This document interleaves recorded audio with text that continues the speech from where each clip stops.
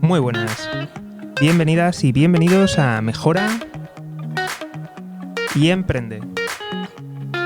Programa multiplataforma, multicanal y otras muchas cosas más. Si nos estás escuchando desde Spotify, dale a seguir. Y si lo estás haciendo desde YouTube, suscríbete y activa las notificaciones.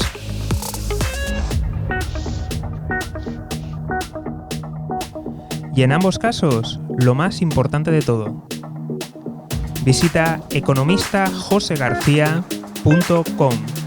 Repito, economistajosegarcía.com.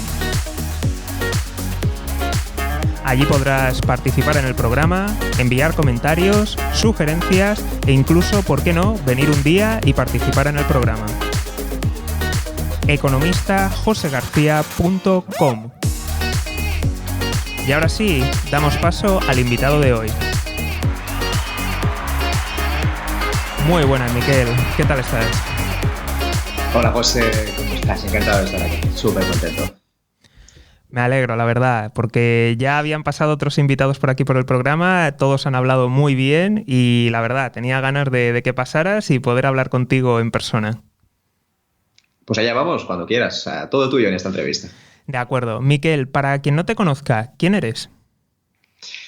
Pues mira, te voy a comentar, José, yo realmente todavía sigo descubriéndome, todavía sigo quitándome capas porque hay muchas cosas que todavía no sé de mí mismo, pero yo vengo del mundo de la psicología hace bastantes años y la psicología, pero totalmente nada que ver con lo que estoy haciendo ahora porque era psicología más de recursos humanos, yo quería ser el próximo director de una gran multinacional, este era un poco mi sueño y un poco lo que me habían inculcado mis padres, ¿no? Mis padres me decían, tienes que ser el mejor el director de multinacional de recursos humanos, entonces es un poco la idea que tenía en mente.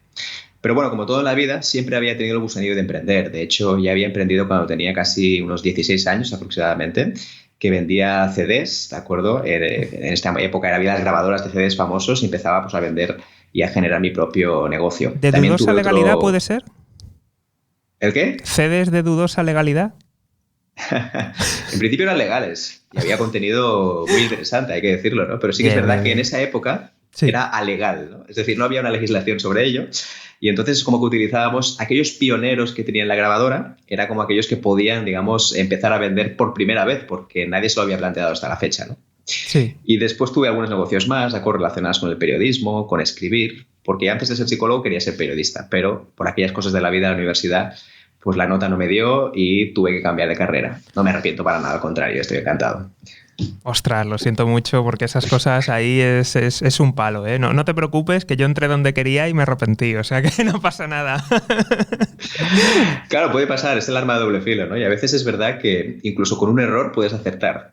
Y sí. Mira, cosas de la vida así fue, porque yo estoy encantadísimo de haber cursado psicología y el periodismo en el fondo lo sigo haciendo, porque como escribo bastante, hago vídeos, es una forma de comunicar distinta, seguramente no sea un periodista al uso, pero sí que es verdad que estoy utilizando las herramientas que cualquier periodista podría utilizar. Así que tampoco estoy tan lejos, por lo tanto, me acerqué más al objetivo de lo que pensaba, ¿no? Seguramente si hubiera sido periodista oficial, a lo mejor ahora estaría sin trabajo, no sabría muy bien qué hacer con mi vida y me hubiera focalizado en otras cosas. Quizá en la psicología también, no lo sé. Podría ser.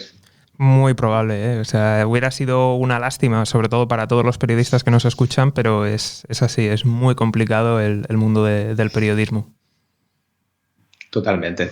Entonces, al final uno tiene que reconvertirse, ¿no? Y lo que me pasó a mí es que todo el tema de la psicología estaba muy bien, es una cosa que me sigue apasionando y todavía tengo mucha relación.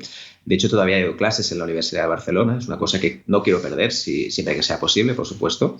Pero sí que es verdad que tenía que buscarle otra visión, ¿no? Y aquí es donde salió el emprendimiento que hoy en día estoy haciendo, que nació en 2013.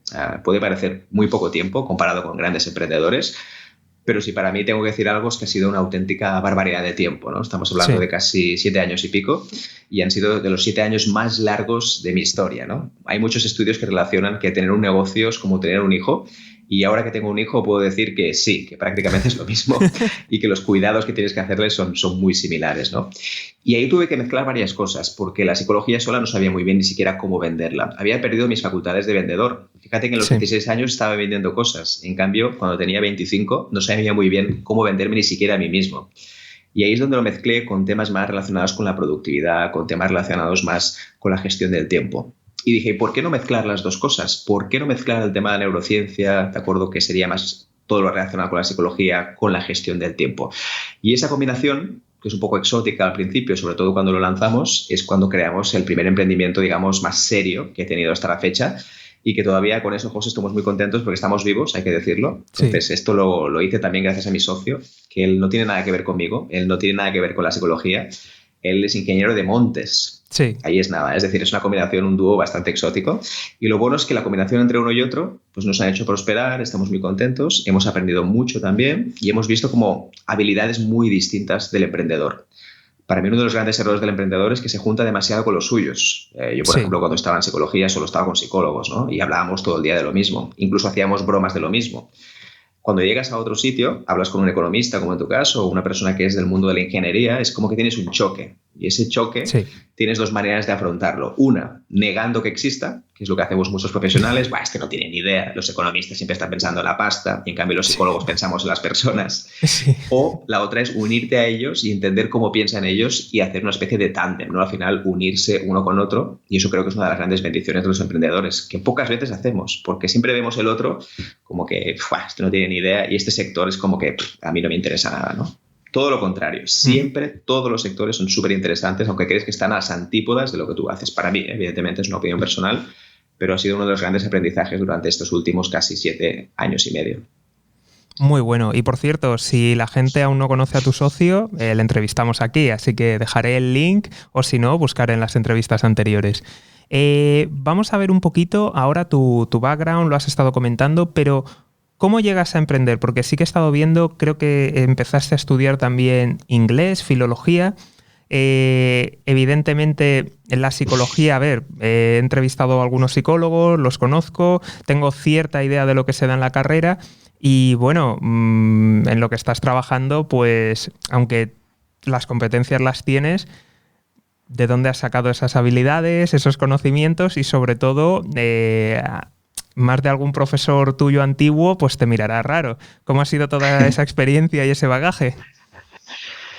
Pues sí, totalmente, porque uno cuando empieza a emprender muy jovencito, como fue en mi caso, de acuerdo, a los 16, 17, era un negocio que no tenía ningún tipo de fundamento. Yo no entendía nada de cómo funcionaba el emprendimiento, simplemente vi una oportunidad. El tema es que esta oportunidad, ¿de acuerdo?, fue como ninguneada o pisoteada por mi entorno. En esa época era como, esto no lo deberías hacer, está muy cansado, está bien que lo hagas un momento, pero no lo hagas toda tu vida. Sí. Entonces siempre tenía mensajes negativos de que tenía que centrarme, pues bueno, ya tú ya sabes, ¿no? Al final en las cosas realmente que valen la pena, que son aquellas carreras importantes, pues dentista, evidentemente, odontólogo, ¿no? O siquiera pues notario para conseguir una vida la que tú estás buscando. Sí. Por ese motivo, de acuerdo, aquí mi emprendimiento, digamos que fue un poco sepultado. Y no fue hasta que tenía más o menos 23, 24 años donde creamos un portal para periodistas, ¿de acuerdo?, donde hablábamos de diferentes temas de actualidad para gente que había sido nacida más allá del 85. Buscábamos un poco algo fresco, porque en general el periodismo está totalmente marcado pues, por gente ya mucho más, vamos a decir, dinosaurica, que no significa que sea malo, pero gente ya con otras ideas, ¿no? Buscábamos un periodismo fresco, algo nuevo, pero al final caímos en los mismos errores, ¿eh? No te creas, algo súper fresco, pero después realmente hacíamos los mismos errores o peor. Sí. ¿Cuál fue el tema? Que a partir de aquí siempre tuve la llama encendida, porque ya tenía otra edad, es verdad que con 16 tú ya se te pasa y no pasa nada, es como que ya, bueno, esto ha muerto y parece que no va a resucitar. Pero con 23, 24, 25 es como que ya tengo una cierta edad, estoy a punto de terminar la carrera y a partir de aquí lo que quiero es un paso más allá. Y desde entonces me quedó ese gusanillo. Y al final, para mí el gran detonante fue que yo estaba en una empresa multinacional, ¿de acuerdo? Estaba trabajando concretamente en los Emiratos Árabes, estaba ahí trabajando en un hotel. ¿La empresa era una cárnica o...? Estaba una empresa de hostelería. Ah, vale, de acuerdo, sí. ¿De acuerdo? Era un hotel y yo estaba dentro del departamento de formación, temas de recursos humanos, formar a los empleados, detectar necesidades, etc. Ahí tuve una dicotomía, ¿no? Y es que me dijeron, bueno, aquí tienes dos opciones. O te quedas con nosotros y tendrás un contrato de 2 años o simplemente, bueno, tú ya sabrás lo que quieres hacer, ¿no? Y no lo tenía nada fácil porque este año era 2012, ¿de acuerdo? Uno de los peores años que ha habido en España en temas de la crisis. Entonces hay muchísima gente que ya sabe que ese año encontrar un empleo era una utopía. Es decir, lo tenía muy fácil porque tenía un buen sueldo, además tenía casa gratis, tenía transporte gratis. Bueno, no diré que todo lo soñado, pero sí que es verdad que todo aquello que me habían inculcado mis padres me lo estaban ofreciendo delante de mí. Papá y mamá te están ofreciendo delante de ti todo aquello que necesitas.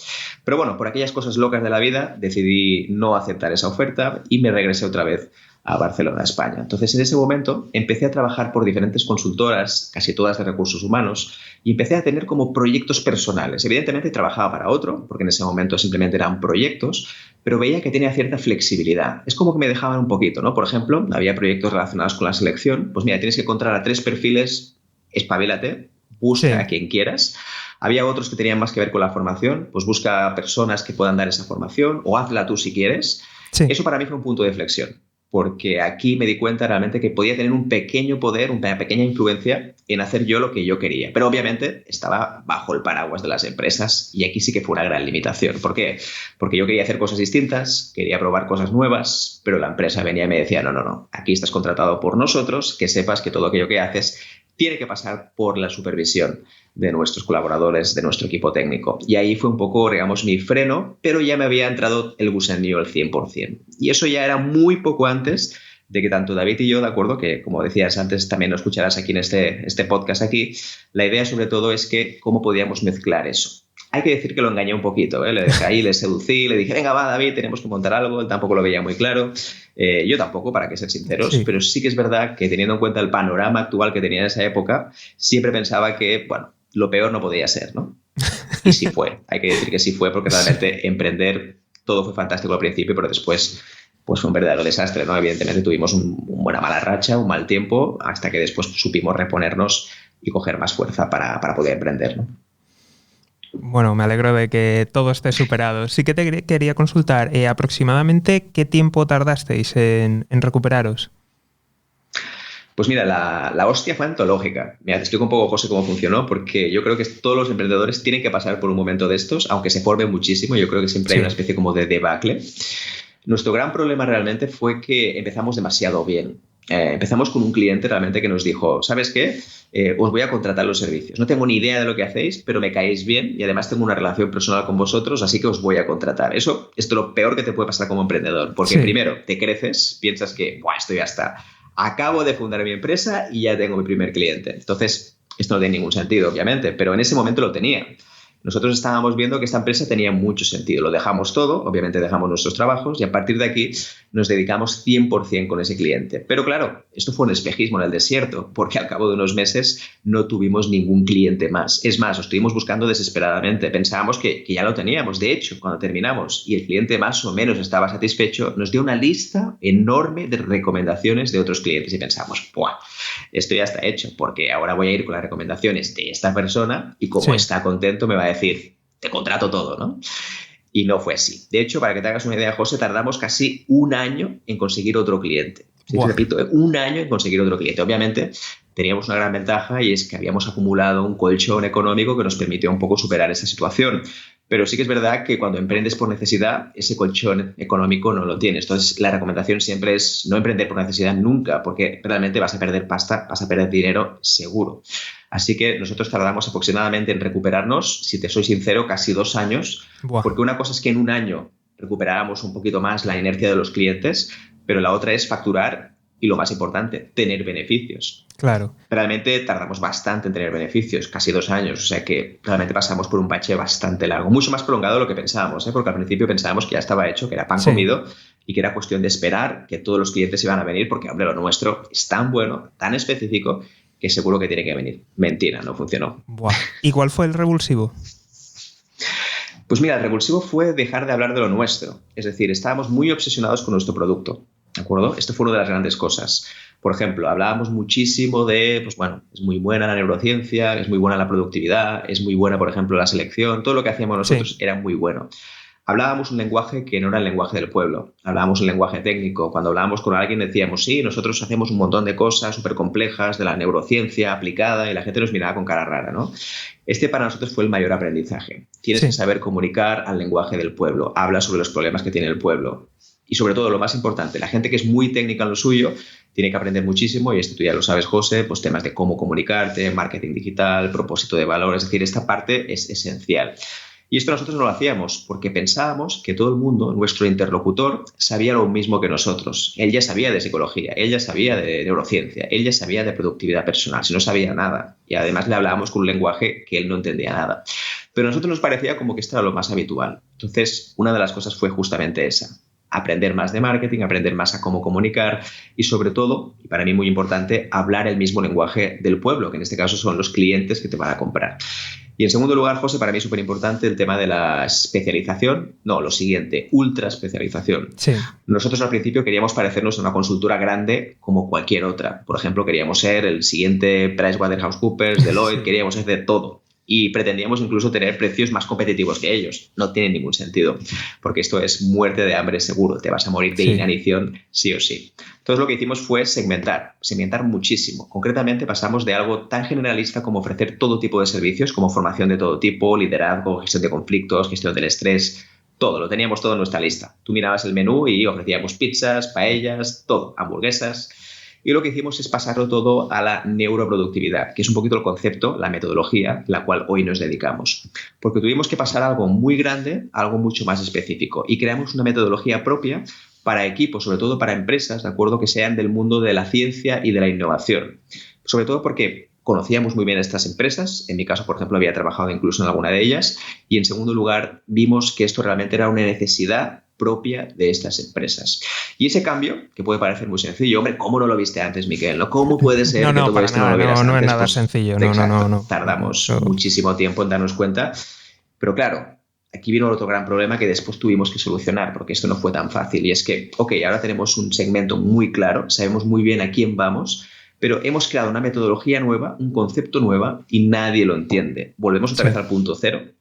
Y aquí es donde tuvimos el gran tercer reto, que para mí, digamos que ya fue un reto secundario, pero obviamente venía de los dos primeros, y fue, ¿y cómo yo puedo generar contenidos para facilitar eso, para que la gente entienda, hacer contenido pedagógico, educativo, para que la gente entienda qué es este concepto? Vale, para que la gente lo entienda ahora, ¿de acuerdo? Lo voy a explicar. Este concepto tiene que ver con algo muy sencillo, y es que la neuroproductividad al final es una metodología que integra los últimos descubrimientos de la neurociencia y la psicología para que tú seas más productivo. Entonces lo que hacemos en el fondo es cómo puedes entrenar tu cerebro para ser más productivo. Esto que a priori parece fácil de entender, tuvimos que hacer muchos artículos, muchos vídeos para que la gente pudiera comprender el mensaje. Y para mí esto ha sido clave, porque nos ha ayudado sobre todo a acercar este mensaje, que tiene mucho que ver con lo que decíamos antes. Pero ¿cuál es el problema del director de recursos humanos de esta empresa? No le hables de neurociencia, no le hables de productividad, no le hables de metodologías extrañas. Habla de las soluciones. Es que mis empleados no me hacen caso. Es que cuando les digo una cosa no me escuchan. Es que, por ejemplo, las personas les doy una fecha de vencimiento, una deadline, y no me la cumplen. Estos son sus problemas reales. Habla a partir de aquí y después tú ya dirás que tienes una metodología concreta que se llama neuroproductividad y que esto va a salvarle la vida por un módico precio. Esto creo que es la clave y que es lo que nos costó tanto de comunicar. Y eso lo hemos aprendido muchísimo. La comunicación es clave y, sobre todo, adecuar el mensaje y encajarlo en las problemáticas habituales que tienen las empresas, en este caso, ¿de acuerdo? Que es lo que hacemos nosotros. ¿Y cuáles fueron vuestros canales de comunicación? Desde el principio, que a lo mejor no estaba funcionando, hasta que al final ya por fin os empezó a funcionar. Sí, es una buena pregunta porque hemos tenido varias fases. Al principio apostamos todo, es decir, como si tuviéramos todo el dinero del mundo, apostamos al rojo y lo hicimos todo vía LinkedIn, ¿de acuerdo? Es una de las herramientas más conocidas a nivel profesional. Pensábamos, y seguimos pensando hoy en día también, que era un sitio donde estaban todos esos clientes potenciales que nosotros queremos obtener, pero sí que es verdad que olvidamos todo el resto. O sea, dependimos 100% de una red social que muchas veces se puede ir al garete en 4 días. Yo siempre pienso que hay una persona que puede tener el botón rojo y que mañana puede decir, LinkedIn está muy bien, pero mañana me lo voy a fundir, me lo voy a petar. Sí. Y esto puede pasar. Entonces, uno de los errores para mí que cometimos es hacerlo todo en el mismo sitio. No teníamos prácticamente página web, era totalmente residual, no comunicaba realmente lo que queríamos ofrecer. El tema de cualquier otra red social lo teníamos casi vetado porque veíamos que la efectividad era baja. Normal que fuera baja porque no le dedicábamos ningún tipo de tiempo. Entonces, nuestro canal de comunicación fue utilizar el mismo blog que ofrece LinkedIn, de acuerdo, cuando se creó hace mucho tiempo, que era una plataforma que se llamaba Pulse y que básicamente consistía en un blog interno en el cual podíamos promocionar nuestras publicaciones. Al principio tenía mucho éxito porque llegaba a todas partes. Como casi nadie lo utilizaba, todo el mundo tenía su campanilla de notificación conforme tú habías explicado un artículo nuevo. Pero esto cambió. La política de LinkedIn cambió y tuvimos que cambiar por completo nuestra forma de comunicar. Y ahí es donde empezamos a utilizar otros remedios, de acuerdo a otras fórmulas, y utilizamos otras plataformas. Sobre todo empezamos a crear más la página web. Creamos también una guía de captación, ¿de acuerdo? También llamado Lead Magnet, para que la gente pudiera venir a nuestra página web con un recurso gratuito y a partir de aquí la gente entra en nuestra comunidad. Y realmente la gente más fiel que tenemos hoy en día es toda la cantidad de personas que están dentro de nuestra comunidad, que esto sí realmente nos ha salvado muchísimo porque ahí sí que la gente se comunica contigo, habla más. Las redes sociales están perdiendo fuelle por todas partes. Es verdad que cada vez cuesta más, hay que invertir más dinero en publicidad, pero sí que es verdad que todo lo que sea dentro de tu comunidad, todo lo que va a pasar ahí será siempre mucho más potente, más poderoso y la gente sobre todo te va a dar más feedback, más cariño y va a estar más contigo. Al final lo que hemos visto es que, ok, está muy bien las redes sociales, pero cuida bien tu comunidad porque eso sí que realmente, no diré que sea insalvable, porque al final también eliminamos muchísima gente, pero sí que es verdad que eso es la comunidad más fiel que ahora mismo tenemos sí o sí. ¿Dónde la habéis construido? Pues mira, nuestra comunidad, a ver, lo que tenemos es una guía gratuita, como comentaba antes, que la mayoría de gente entra. También tenemos una guía para que la gente pueda descargar sus objetivos. Y al final lo que hacemos también es que tenemos una página de estos servidores de email tan conocidos como uno que puede ser MailChimp. En este caso nosotros utilizamos GetResponse. Y GetResponse, que es una empresa, creo que es polaca, ¿de acuerdo? Funciona bastante bien. De hecho, se creó hace relativamente poco. Para mí, de las que he probado, es de las mejores justamente con ActiveCampaign. Y ahí tenemos nuestra base de datos, ¿de acuerdo? Que funciona súper bien, de maravilla. Tenemos automatizaciones. Cuando alguien recibe esa guía, tiene ya sus mensajes introductorios y después ya lo que hacemos es ciertos mensajes que ya son automatizados y después están los mensajes que nosotros publicamos en forma de newsletter. También es verdad que ahí tenemos algún curso online justamente que está dentro. Es decir, la idea sobre todo es que la gente sienta que le damos valor y que obviamente hay un producto de venta. Pero esto no significa que la gente tenga que comprar o no. Hay gente que permanece ahí, le interesa el valor, no compra, pero a lo mejor un día te llama para que vayas a su empresa. Esto me encanta, creo que deberías ir a mi empresa y deberías hacerlo. Porque sí que es verdad que en nuestro perfil tenemos un perfil mixto, ¿no? Tenemos gente que viene del mundo de la emprendeduría, que está montando sus propias cosas o que quiere aplicar esto a su vida personal. Y tenemos otro sitio, de acuerdo, otro tipo de segmento que tiene que ver más con la empresa. Los tenemos diferenciados los dos, más que nada por el tipo de publicaciones que hacemos, ¿no? Genial, me gusta mucho, ¿no? lo que has dicho de la lista de correo, porque sí que, a ver, lo conozco por entrevistar a tu compañero y también porque lo has dicho tú en otra entrevista, los problemas que habéis tenido a la hora de gestionar un grupo y comunidad. Y de hecho es algo que creo que todos los que estamos en algún grupo, que creo que casi todos estamos, que si grupos de Telegram, de WhatsApp, algún foro, pues al final es una tormenta de spam continua y constante. Entonces, ¿podrías dar alguna recomendación, tú que ya has hecho el tránsito de una comunidad tipo foro o grupo de Telegram a una lista de email, consejos para hacer esa transición y también un poco contar tu experiencia, aunque ya la hemos oído en alguna otra entrevista, pero estaría bien que para quien no lo haya escuchado, pues que lo sepa. No, claro, por supuesto. A ver, nosotros aquí dependemos mucho del tipo de objetivo. Por ejemplo, cuando es algo muy a corto plazo en el cual tienes un objetivo concreto, mi recomendación es que utilices las herramientas de mensajería instantánea siempre que puedas. Sí. Yo, por ejemplo, tengo otra plataforma que se llama Mornings for, que es una asociación para la gente que innova y, sobre todo, enfocar el futuro en positivo, que es una de las cosas que más cuesta. Sí. Y ahí justamente trabajamos mucho por grupos de trabajo. Y esos grupos de trabajo, como son siempre a corto plazo, por ejemplo, hay que hacer esto en un mes, en 2 meses, en 3 meses, esto lo hacemos siempre por mensajería instantánea. Es decir, la idea es que no todo el mundo tiene que pasar siempre a tu lista de correo. Es decir, no hay que forzar el cambio. Depende mucho si te funciona, si la gente responde, etc. Entonces diría, para eventos cortos, cosas a muy corto plazo, utiliza mensajería instantánea más que nada para poder contestar a esas personas. Si en tu caso lo que deseas es una comunidad más estable, que te puedan seguir durante más tiempo, entonces sí, búscate un servidor de email como el que comentábamos antes, como MailChimp, GetResponse, ActiveCampaign, para que puedas tener tu guía o tu base de datos. Para mí hay un tema importante y es que todo es muy, muy, muy efímero, ¿de acuerdo? Es verdad que yo puedo tener ahora mismo una comunidad muy grande de personas, pero no tiene ningún sentido porque esto se va a morir muy rápidamente. Es decir, podría ser que este grueso de personas que yo tengo ahora mismo mañana no le interese nada el tema o que simplemente se vayan muriendo por el camino. Es decir, son gente que deja de tener interés. Yo creo que no hay que agarrarse ni apegarse a la gente que tienes. Para mí es básico. Lo digo porque esto durante mucho tiempo nosotros lo hemos hecho con diferentes grupos que nos costaba, digamos, desvincularnos. Pero, por ejemplo, no tenemos ningún problema en que las personas que están en nuestro grupo, que, por ejemplo, no han abierto ningún correo en 3 meses, automáticamente después reciban un mensaje automatizado también que les dice, hemos visto que no has abierto ningún correo, quizá no te interese. Si quieres mantener todavía tu lista con nosotros, pulsa aquí. Si no, serás automáticamente eliminado de esta lista. Es una forma también de no generar ruido innecesario y no por tener más volumen significa que después tendrás más clientes. Al final son gente que no interactúa, que no hace nada contigo y que además te obliga a pagar dinero. más.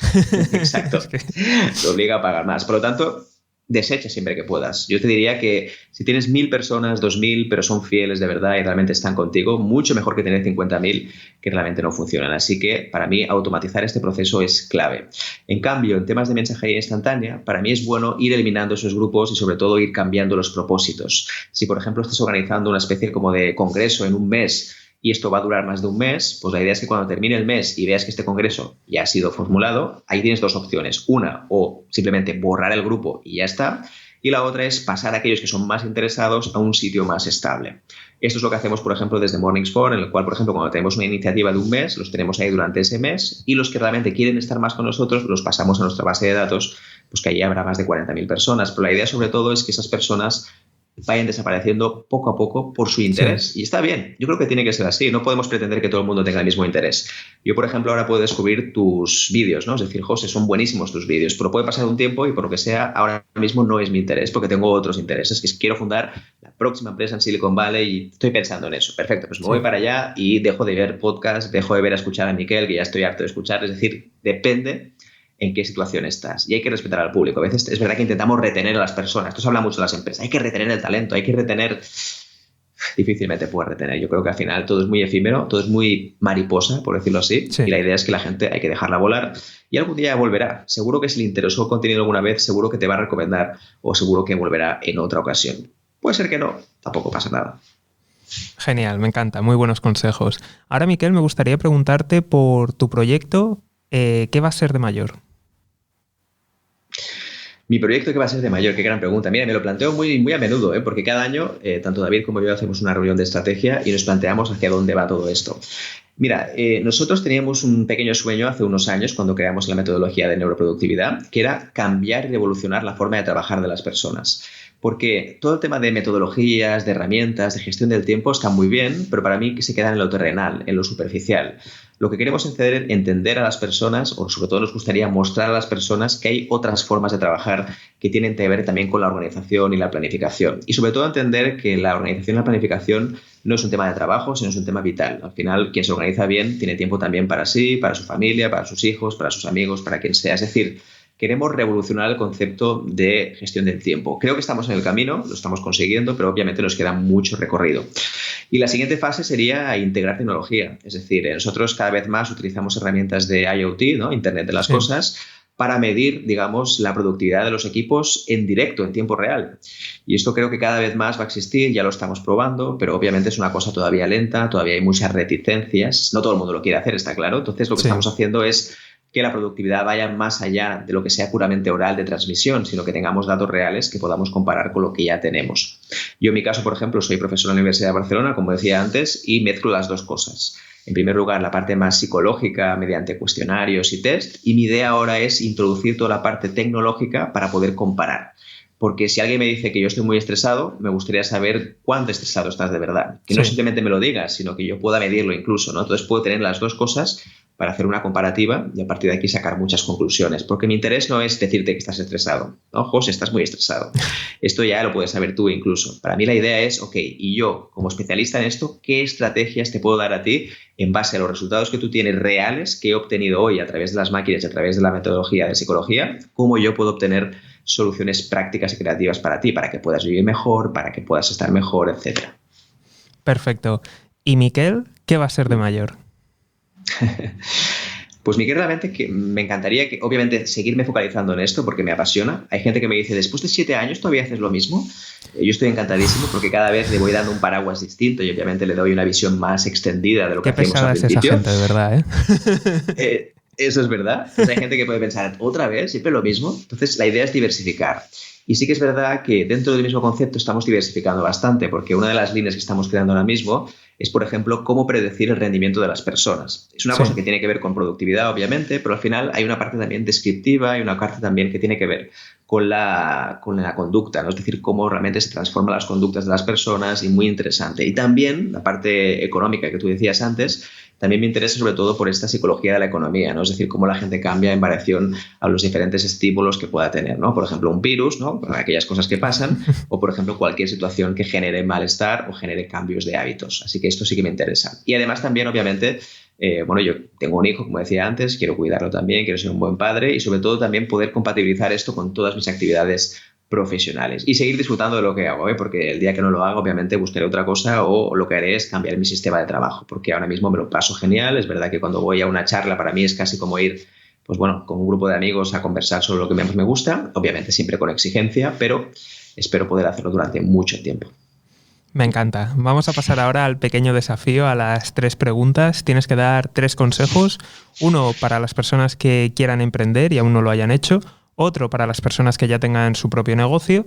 Y un tercer consejo que sea diferente, que le valga a ambas personas.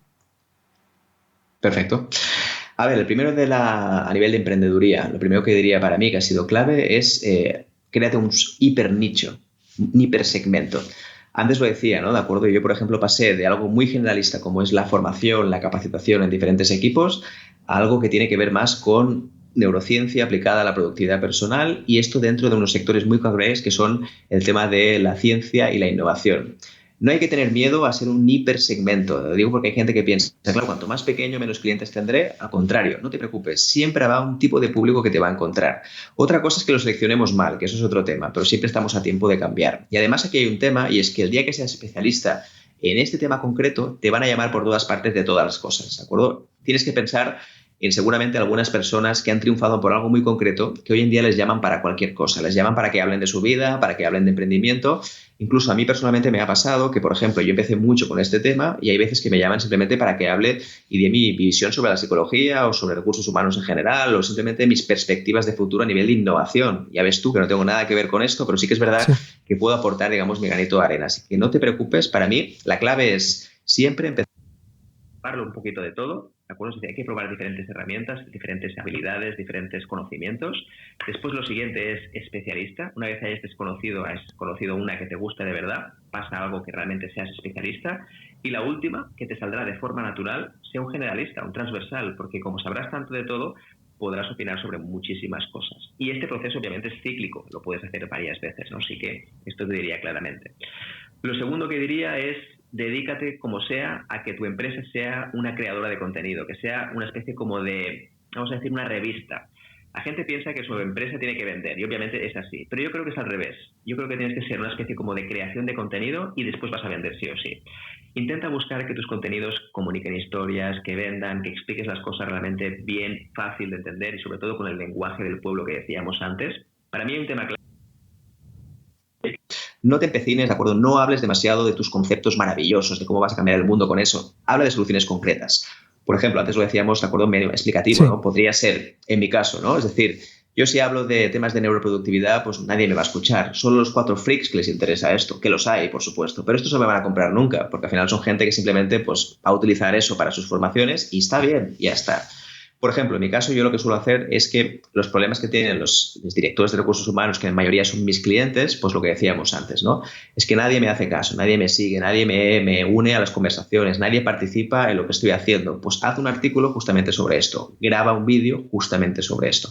Cómo hacer que las personas te hagan caso, que te respeten, cómo hacer que las personas cumplan con sus fechas de vencimiento. Este tipo de contenidos es que la gente busca en Google, punto número 1, y en segundo lugar, esto es lo que conecta con tu cliente, no conecta a la neurociencia. Esto viene después. Pues que sepas, José, que yo tengo una solución que justamente mezcla la neurociencia con la productividad y que esto te puede ayudar. Pero esto es el final, porque esto es la metodología que tú empleas. No tiene nada que ver con el problema real del cliente. Así que te diría que crea contenido en base, ¿de acuerdo?, a aquellos problemas que tienes tus clientes. Y como decíamos antes, conviértete, ¿sí?, en una agencia de contenido. Antes que vender, crea una agencia de contenido. Y después vendrás solo, porque al final las historias generan engagement, el engagement genera emoción y la emoción, por último, genera esa racionalización en la venta. Que al final ya sabemos que la venta es básicamente emocional. Y el último punto que diría, de acuerdo, a nivel de general, que puede servir para todo el mundo, diría lo siguiente. Y es que cuando planifiques, cuando te organices, que esto tiene mucho que ver con la neuroproductividad, siempre piensa, ¿de acuerdo?, que no vas a tener el mismo nivel de energía durante el día, ¿vale? Esto es verdad que es una de las cosas que más me gusta recomendar, pero para mí es clave, y es que la gente se planifica como si siempre tuviera las mismas horas y estuviera al 100% todos los días. Entonces, si tú te encuentras tranquilamente el fin de semana, estás planificando, estás mirando Netflix, estás anotando las tareas que tienes que hacer para la próxima semana, piensa realmente que durante la semana no tendrás el mismo nivel de energía, también dependerá si has trabajado o no el fin de semana, y siempre recomiendo que los primeros días de la semana, de acuerdo, hagas cosas más de pensar, más estratégicas, y los últimos días de la semana hagas cosas más operativas, menos de pensar. Lo mismo con las reuniones. Las reuniones importantes ponlas siempre al principio de la semana, reuniones menos importantes hazlas al final de la semana, cosas que realmente van a repercutir en negocio al principio de la semana. Y también analiza cuándo tienes más energía durante el día. ¿Quieres una persona de mañana? Aprovecha para hacer aquellas tareas más complejas que te requieran más energía durante la mañana. ¿Quieres una persona más de tarde? Aprovecha para hacer las cosas más importantes para ti durante la tarde. Y las cosas extra, aquellas cosas menos importantes, más operativas, hazlas cuando justamente tengas menos energía. Y una duda, ¿qué recomendarías para esas tareas menos agradables o que nos gustan menos? Mira, yo diría 3 cosas en este aspecto. Cuando son tareas de estos desagradables que te cuesta, yo diría 3 cosas. La primera es hazlas lo más pequeñas posibles, es decir, incluso si las tienes que trocear en 10 minutos, hazlo así, porque al final todo el mundo tiene 10 minutos para hacerla y en este momento puedes casi taparte la nariz y hacerlas, ¿de acuerdo? Si tienes algo que es de 2 horas, te va a costar muchísimo, vas a blasfemar por todas partes, es que esto no lo tendría que hacer, etcétera. Lo segundo, y en medida de lo posible, siempre, ¿de acuerdo? Ve eliminando progresivamente esas tareas, ¿de acuerdo? Eliminando pueden ser de 2 cosas, o comprando tecnología para automatizarlo, o, si tienes más dinero, poder delegarlo con otra persona. Esto es lo que diría claramente. Y en tercer lugar, para mí, un tema clave es intenta identificar cosas que te gustan, ¿de acuerdo? Y ponlas siempre entre medio de las cosas que no te gustan. Es decir, cuando hagas lotes de tareas para el día siguiente, pon cosas que no te gustan entre medio de las cosas que sí te gustan. Siempre tiene que haber más volumen de las cosas que te gustan. Por ejemplo, si yo, mañana voy a hacer 5 tareas distintas, lo que te diría es que, por ejemplo, las 2 primeras obviamente sean cosas que sí te apasionan, que son creativas y que te utilizan todo el potencial creativo que tú tienes. Y después, cuando termines, utiliza alguna que sea más sencillita y que digas, bueno, pues mira, esta será más aburridita, pero la tengo que hacer en ese momento. Y después, automáticamente ponte otra que sea otra vez de un valor alto para ti que te guste. Así será una forma de tener como una especie de un bajoncito que tienes aquí, pero sabes que después la cosa va a mejorar. Así que serían 3 recomendaciones fáciles de utilizar que hoy mismo ya quien quiera las puede utilizar. Genial, Miquel. Pues ha sido un placer tenerte aquí. Voy a despedir el programa, pero bueno, nosotros seguimos hablando un poquito más y doy cortinillas y seguimos. Pues perfecto. Nada, muchísimas gracias. Espero que hayáis tomado nota de todos los consejos que ha dado, que hayáis aprendido mucho y os recuerdo que, como siempre, nos podéis encontrar en economistajosegarcía.com. Repito, economistajosegarcía.com para hablar con nosotros, proponer, preguntar y, ¿por qué no?, un día venir aquí al programa. Y nada, hasta aquí el programa de hoy. Nos vemos aquí en Mejora y Emprende. Un saludo y hasta pronto.